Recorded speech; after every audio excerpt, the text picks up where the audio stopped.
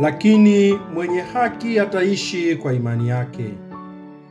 Mitume walimwambia Bwana, tuongezee imani. Imani ni fadhila ya kimungu ambayo kwayo tunamsadiki Mungu na kila kitu alichotufunulia, na ambayo kanisa linatutaka tukisadiki, kwa sababu Mungu ndiye ukweli mwenyewe. Kwa imani mwanadamu hujitoa nafsi yake yote kwa Mungu. Ndiyo sababu muamini utafuta kujua na kufanya mapenzi ya Mungu, kwa sababu imani hutenda kazi kwa upendo. Tunafundishwa hivyo na ufupisho makini wa Katekisimu ya Kanisa Katoliki namba 386. Ndugu zangu, nimechagua maneno hayo yawe utangulizi wa tafakari yetu ya siku ya leo, Dominika ya 27 ya mwaka C wa kanisa. Lakini tungejiuliza zaidi, tunaposema imani ni fadhila ya kimungu, yatupasa kufahamu fadhila ni nini? Fadhila ni msimamo wa kudumu tena imara wa kutenda mema. Mtakatifu Gregori wa Nisa anatufundisha kuwa shabaha ya mtu mwenye fadhila ni kuwa kama Mungu. Kumbe fadhila ni msimamo wa kudumu tena imara wa kutenda mema, kulenga kutaka kuwa kama Mungu, yaani kulenga kuwa watakatifu kama Mungu alivyo mtakatifu. Fadhila za kimungu ni fadhila ambazo Mungu mwenyewe ndiye asili yake, sababu na lengo lake la kwanza. Ndugu zangu, leo tunatafakarishwa juu ya imani. Somo la kwanza linatoka katika kitabu cha nabii Habakuki sura ya kwanza mstari wa 2 hadi wa 3 na sura ya 2 mstari wa 2 hadi wa 4. Nabii Habakuki anaipeleka sala yake kwa Mungu akimsihi juu ya taabu za taifa la Israeli zitokanazo na mateso na manyanyaso kutoka kwa watesi wa taifa hilo tunayoelezwa kuwa ni Wakaldayo. Mungu anaahidi kuwaadhibu hao maadui na kuliachilia taifa lake mapungufu yao, ila kila kitu atakitimiza kwa wakati wake. Wale walio waaminifu kwa Mungu wanapaswa wazitumainie na kuziamini ahadi za Mungu. Roho ya muovu hujivuna, haina unyofu ndani yake, lakini mwenye haki ataishi kwa imani yake. Ndivyo linavyohitimishwa somo hilo la kwanza la siku ya leo. Ndugu zangu, magumu yanapotupata, je, tunajua kuwa tunapaswa kuendelea kumwamini Mungu? Imani yetu ipitiapo majaribio mbalimbali, tunabaki imara kwayo au tunaacha? Hizi ndizo nyakati imara za kudumu katika imani na si nyakati za kutafuta imani za kishirikina. Ndugu yangu, kumbuka kwamba mwenye haki ataishi kwa imani yake. Basi katika kila hali usiache kuisikia sauti ya Bwana inayosema, usiogope, amini tu. Rejea Injili kadiri ya Luka sura ya 8 mstari wa 50. Ndugu zangu, ni wazi kwamba mbele ya madhulumu na mashambulizi mbalimbali dhidi ya imani yetu, kuna wakati tunaweza kukata tamaa na kuogopa kuishi na kuidhihirisha imani yetu kwa maneno na matendo yetu, kama hali aliyoipitia wakati fulani Timotheo, mwanafunzi wa Mtume Paulo ambaye aliwekwa kuwa askofu wa Efeso.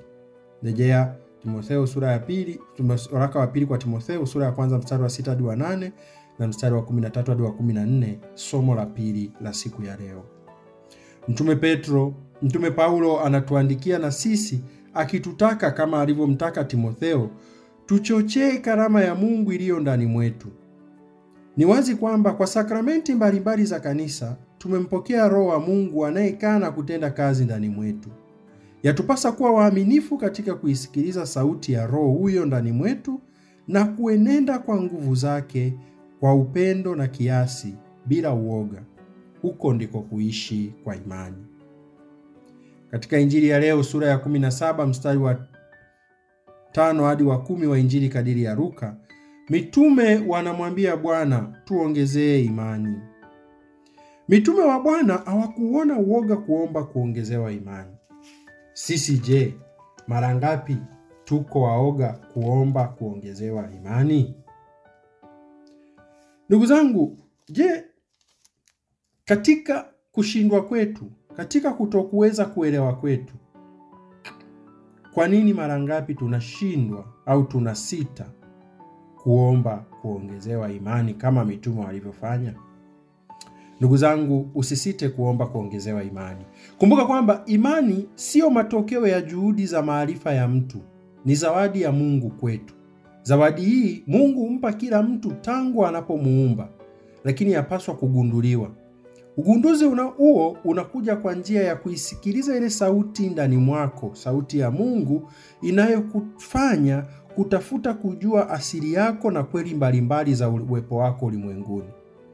Jibu kwa sauti hiyo hupatikana kwa Yesu Kristo, anayefundisha kwa namna mbalimbali na njia mbalimbali. Unapompokea yeye na kukubali kubatizwa na kuchagua kuwa mfuasi wake daima, sio tu pale unapopata yale unayoyataka, bali zaidi kumfuata, hasa pale unapotakiwa kufuata yale ambayo Bwana anayataka na kuishi kadiri ya imani ambayo Bwana anakutaka.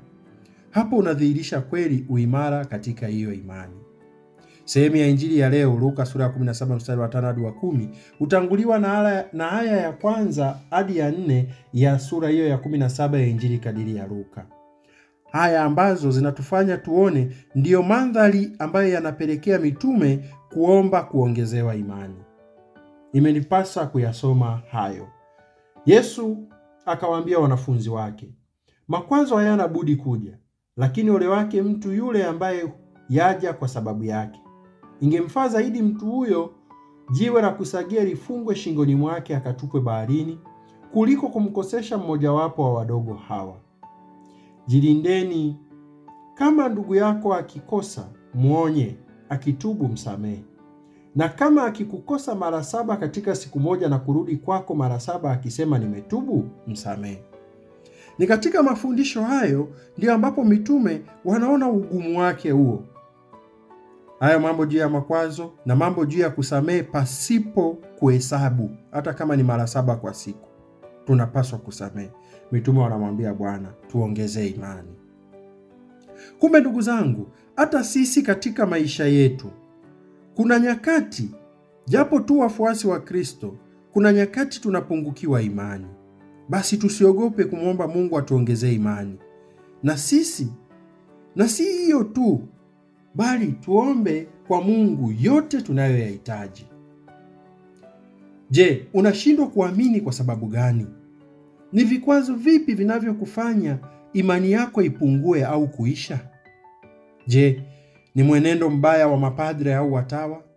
Je, ni uovu wa wale wanaoonekana kuwa waamini wa karibu wa Kristo lakini ni waovu? Je, ni shida mbalimbali ambazo unaona zimeshindwa kujibiwa na sala zako na sala za kanisa lako? Je, nini kinachokufanya imani yako ipungue? Na je, mbele ya mapungufu hayo unayatatuaje?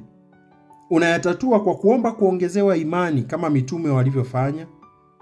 Unayatatua kwa kuanza kwa ujasiri kuichochea karama ya Mungu iliyo ndani mwako, yani kuisikiliza zaidi na zaidi sauti ya Roho Mtakatifu ndani mwako kama alivyoshauriwa Timotheo?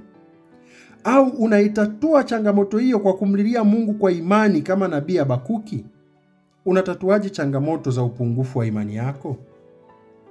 Ndugu zangu, Yesu anatuambia kwamba tukiwa na imani, hata kama ni ndogo sana, imani ya kweli ina nguvu ya kutenda mambo makubwa sana yasiyoweza kueleweka kwa akili ya kibinadamu. Lakini je, unayasadiki hayo? Ndugu, usisahau kuwa daima sisi tunapaswa kuwa kweli kama tulivyo watumishi wa Bwana. Kamwe tusijihesabie haki na kutaka au kuona kwamba neema za Mungu ni haki yetu. Bali daima tujue kwamba neema za Mungu ni tuzo tusilolistahili, ila Mungu anatustahilisha kwa sababu ya upendo wake kwetu. Basi tujinyenyekeze chini ya mkono hodari wa Mungu ili yeye atukweze kwa wakati wake. Na hapo ndugu zangu, tutakuwa kweli tumedhihirisha imani endapo kama tunaishi na kuyasikiliza yale ambayo Mungu anayataka na kungojea ahadi za Mungu zitimizwe kwetu kadiri ya mapenzi yake, pasipo kuchoka wala kukata tamaa. Na kutakia tafakari njema ya neno la Mungu siku hii ya leo. Usisite, usiache kuomba, Bwana niongezee imani. Tumsifu Yesu Kristo.